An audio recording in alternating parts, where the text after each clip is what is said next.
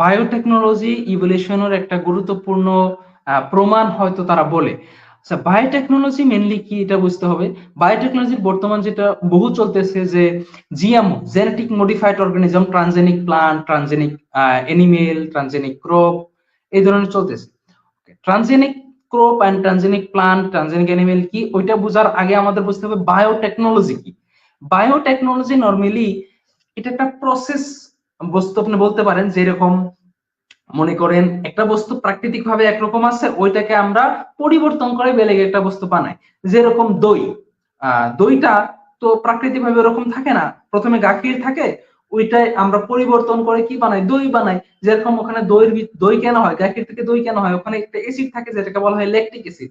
তো ল্যাকটিক অ্যাসিডের জন্য দই হয়, গাখীরটা দই হয়ে যায়। তাহলে এটা একটা প্রসেস হয়ে গেল, আর এটাকেই বলা হয় বায়োটেকনোলজি। তো বায়োটেকনোলজি নরমালি দুই ধরনের হয়, একটা হলো আপনার ট্রেডিশনাল বায়োটেকনোলজি, আর একটা হলো মডার্ন বায়োটেকনোলজি। ট্রেডিশনাল বায়োটেকনোলজি যেটা হয়, ট্রেডিশনাল বায়োটেকনোলজিটা হলো আমাদের পুরোনো যুগের, যেরকম মনে করেন যে সাম্বার, ডোসা, দই, এইগুলো হলো অ্যালকোহল, যেটা বাড়িতে বানানো হয়। অনেক বাসায় অ্যালকোহল বানানো হয় না, দেশি মদ বানানো হয়। আমাদের মেঘালয়তে এজ এ কালচার ওয়াইজ, সংস্কৃতি হিসাবে অ্যালকোহল বা মদ বানানো হয়। ওইটা একটা process, as a traditional process. আর যেটা মডার্ন বায়োটেকনোলজি হলো এরকম যে যেই বস্তুটা লেভে তৈরি করা হয়।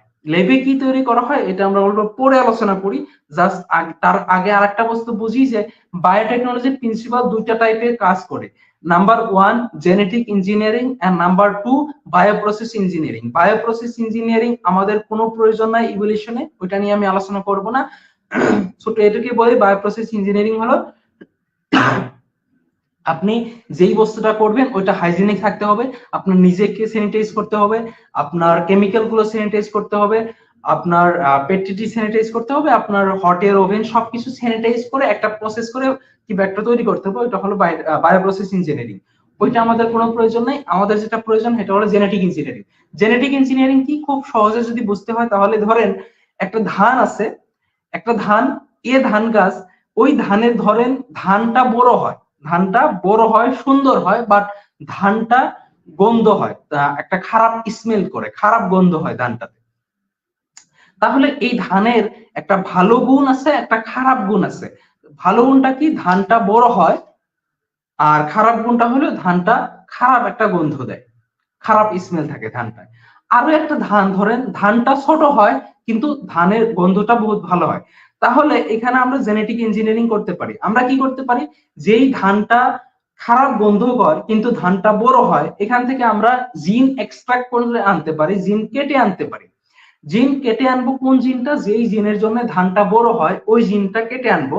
আর ধান যে দিয়ে আমি বললাম ধানটা ছোট হয় বা ধানটা স্যান্ড হয়, যেই জিনের জন্য বা যেই আরনের জন্য ধানটা সুগন্ধ দেয়, ধানটা ভালো গন্ধ দেয়, ভালো সেন্ট করে, ওই জিনটা নিয়ে আসবো।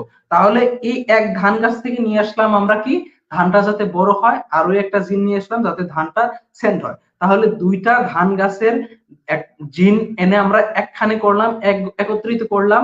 এই নতুন যে ধান গাছটা আমরা পাবো, এইটা কি পাবো, ধানটা লম্বা হবে, ধানটা বড় হবে, সুন্দর হবে, আর ধানটা কি হবে, সুগন্ধময় হবে, ভালো সেন্ট করবে ওখান থেকে। এইটাকে বলা হয় জেনেটিক ইঞ্জিনিয়ারিং। আর এই ধানটাকে বলা হবে ট্রানজেনিক প্লান্ট, বংশান্তরিত অ্যানিমেল তো বলা হবে না, বংশান্তরিত জীব বা বংশান্তরিত উদ্ভিদ, ট্রানজেনিক প্লান্ট। এখন জাস্ট আপনি চিন্তা করেন আমরা কি করছি, জিন বা ওখান থেকে ডিএনএ এক্সট্রাক্ট করে কেটে এনে আমরা আরো একটা জিনের সঙ্গে যোগ করেছি। GMO, genetic modified organism. Genetic modified organism এটাকে বলা হয়, মানে আমরা জিন করতেছি, চেঞ্জ করতেছি। জেনেটিক মডিফাইড অর্গানিজম দুই ধরনের হয়, একটা নাম্বার ওয়ান জিন এডিশন, এন্ড নাম্বার টু জিন সাবস্ট্রাকশন। জিন এডিশন হলো জিন অ্যাড করা, আর জিন সাবস্ট্রাকশন হলো জিন বাদ দেওয়া, জিন মাইনাস করা, নেগেটিভ করা। জিন এডিশন মানে আমরা জিন একটা যোগ করতেছি। যখন কোন একটা বস্তুর নতুন কোন একটা জিন যোগ করে ওখান থেকে লাগিয়ে দিয়ে আমরা কি করব, নতুন গাছ তৈরি করব বা নতুন জীব তৈরি করব, ওইটাকে বলা হয় ট্রানজেনিক এনিমেল বা ট্রানজেনিক প্লান্ট। আবার ধরেন এরকম একটা আপেল গাছ, যেই আপেল গাছে কি হয় একটা সময় এসে আপেলগুলো পচে যায়, ঠিক আছে, আপেলগুলো খুব সুন্দর, আপেলগুলো খুব ভালো, বাট একটা সময় এসে আপেলগুলো পচে যায়। তাহলে আমরা কি করতে পারি? আমরা করতে পারি জিন সাবস্ট্রাকশন, জিন বাদ দিতে পারি। যে স্পেসিফিক জিনের জন্য আপেলগুলো পচে যায়, ওই জিনগুলো আমরা কি করতে পারি? বাদ দিতে পারি। আমরা আপেল গাছ থেকে ওই জিনগুলো যখন জিন সাবস্ট্রাকশন করব, জিন বাদ দিয়ে দিব, তাহলে ওই গাছে এখন কি হবে? কোনো ধরনের আপেল পচে যাবে না। এটাই হলো জিএমও, জিন সাবস্ট্রাকশন, জিন এডিশন। আপনি বুঝতে পারছেন কি আব্দুল রাজ্জাক ভাই? হ্যাঁ জি। জি। তাহলে এইটুকু যদি বুঝতে পারতেছেন তাহলে পুরো বস্তুটাই ক্লিয়ার। তাহলে আপনি দেখুন ট্রানজেনিক অ্যানিমেল বা ট্রানজেনিক জীব বা ট্রানজেনিক প্লান্ট যেটাই বলেন আপনি, অথবা জিন এডিশন বা জিন সাবস্ট্রাকশন, এই বস্তুগুলো আমরা করতেছি কি? জিন কাটতেছি রেস্ট্রিকশন এনজাইম দিয়ে, হয়তো হিন্ড 2 বা ইকো আর1, এই ধরনের রেস্ট্রিকশন এনজাইম দিয়ে, এবং যেটাকে আমরা বলি মলিকুলার সিজার, আণবিক কেসি। তো এই রেস্ট্রিকশন মলিকুলার সিজার দিয়ে বা রেস্ট্রিকশন এনজাইম দিয়ে বস্তুগুলো কেটে আমরা যোগ করতেছি ইকোলাই ব্যাকটেরিয়ার ভিতর রেখে। ওকে, তো ইভলিউশন বস্তুটা টোটাল সেপারেট, আর এই বায়োটেকনোলজি বস্তুটা টোটাল সেপারেট। অনেকে এই দুটো বস্তুই কনফিউজ করে, কি বলে যে দেখুন আমরা এই করতেছি জেনেটিক মডিফাই করে আমরা একটা এরকম একটা তৈরি করে ফেলেছি, রোজি নামের একটা গাই বানিয়ে ফেলেছি, যেই গায়ের প্রচুর গাখীর দেয়, প্রচুর গাখীর হয় একটা গাই থেকে, এই অনেক গাখীর থাকে, গাখীর প্রচুর পরিমাণ প্রোটিন থাকে। রোজি গায়ের যে গাখীর থাকে ওতে এত পরিমাণ প্রোটিন থাকে, একটা মায়ের গাখীরে যত প্রোটিন থাকে রোজি গায়ের গাখীরে সেম প্রোটিন থাকে। তাহলে দেখুন আমরা ইভলিউশনে কত দূর আগ বাড়ছি। আপনাকে এটা কে বোঝাবে যে ওইটা ইভলিউশন না, ওইটাকে আপনি জিন কেটে তারপর তৈরি করছেন, এটাকে জিএমও বলে, জেনেটিক মডিফাইড অর্গানিজম, এটাকে কখনো ইভলিউশন বলে না। ইভলিউশন হলো অটোমেটিক চলা, ওখানে আপনার কোনো হাত নাই। বাট আপনি যদি ট্রানজেনিক অ্যানিমেল তৈরি করতে চান, তাহলে আপনাকে জিএমও করতে হবে, জেনেটিক মডিফাইড অর্গানিজম, হয় জিন অ্যাড করতে হবে, না হলে জিন সাবস্ট্রাক্ট করতে হবে, হয় জিন যোগ করতে হবে, না হলে বাদ দিতে হবে। ওখানে আপনার কিছু করতে হবে, জিন কাটতে হবে, না হলে জিন যোগ করতে হবে। ওইটা বেলেগ, ওইটা বায়োটেকনোলজি বলে, ওইটা ইভলিউশন না।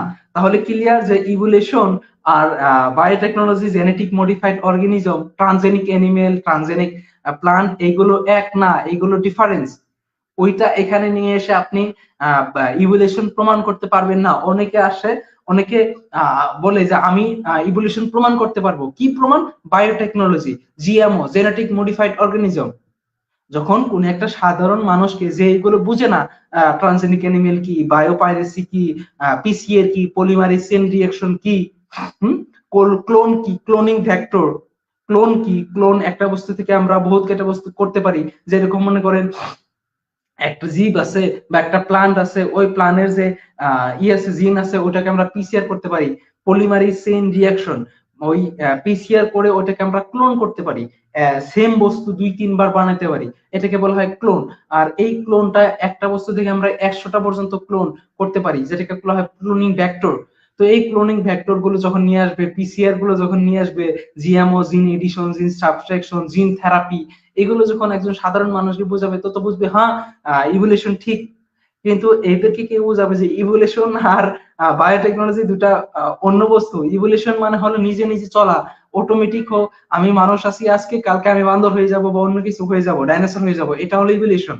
আর আপনি আমার জিন চেঞ্জ করে আমাকে অন্য কিছু তৈরি করবেন, এইটা হলো বায়োটেকনোলজি, এটা হলো জিএমও, এটা বেলেগ, এটা দুটা আলাদা বস্তু। তো বহুত মানুষ এইটা নিয়ে কনফিউজ থাকে, আর বহুত বলে আমি প্রমাণ দিব। প্রমাণ কি? বায়োটেকনোলজি। এটা একটা খুবই কি বলবো, ওনাদের বিশ্বাস বলবো নাকি ওনাদের আহ ভুল ব্যাখ্যা বলবো?